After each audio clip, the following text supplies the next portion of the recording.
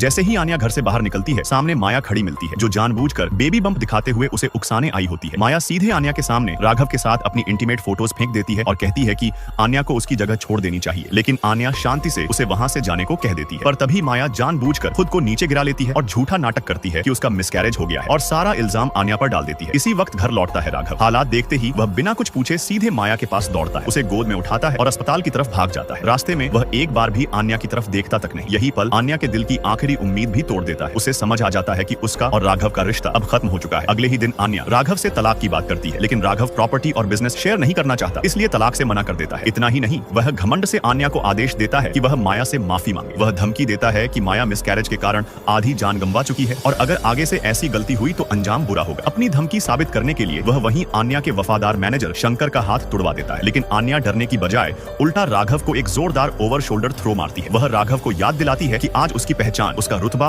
और उसका साम्राज्य किसकी वजह से है। फिर वह राघव को घर से बाहर निकाल देती है। अगले ही दिन राघव माया को लेकर वापस लौट आता है और ऐलान करता है कि माया अब इसी घर में रहेगी। वह आन्या को आदेश देता है कि वह माया की पूरी देखभाल करे जब तक वह पूरी तरह ठीक न हो जाए। लेकिन तभी नौकर आन्या और राघव की शादी की फोटो फ्रेम्स बाहर फेंक देता है। यह देखकर राघव गुस्से से आग बबूला हो जाता है। इतने में माया खुद को बहुत समझदार समझते हुए आन्या को ज्ञान देने लगती है कि इस तरह आदमी और दूर चला जाता है। लेकिन आन्या एक झटके में माया के बाल पकड़ लेती है और कहती है कि उसे किसी चालाक औरत से जिंदगी जीने का सबक नहीं चाहिए। फिर वह माया को जोरदार थप्पड़ मारती है। माया की तरफदारी में राघव आन्या के पुराने जख्म कुरेद देता है, उसके दर्द पर वार करता है। इससे आन्या को वो दिन याद आ जाते हैं जब राघव उससे बेइंतहा प्यार करता था, उसके लिए 3 बार चाकू तक खा चुका था और कसम खाई थी कि कभी धोखा नहीं देगा। लेकिन आज वही आदमी सब भूल चुका होता है। गुस्से और दर्द में आन्या एक सुई उठाकर राघव की आईब्रो के पास चुभो देती है और कहती है कि वादा तोड़ने की ये पहली सजा है। माया फिर से हीरो बनने की कोशिश करती है, लेकिन आन्या उसे एक और थप्पड़ जड़ देती है। डर के मारे माया अब इस घर में रुकने की हिम्मत नहीं करती और राघव के साथ वहां से चली जाती है। अकेली रह गई आन्या शराब में डूब जाती है। लेकिन तभी वह सोशल मीडिया पर देखती है कि राघव माया को खुश करने के लिए उसे डायमंड रिंग, यहाँ तक कि एक स्टार तक खरीद देता है। यही सब वादे उसने कभी आन्या से किए थे और बदले में आन्या के पास सिर्फ एक 520 रुपए की नकली डायमंड रिंग होती है। आन्या नफरत से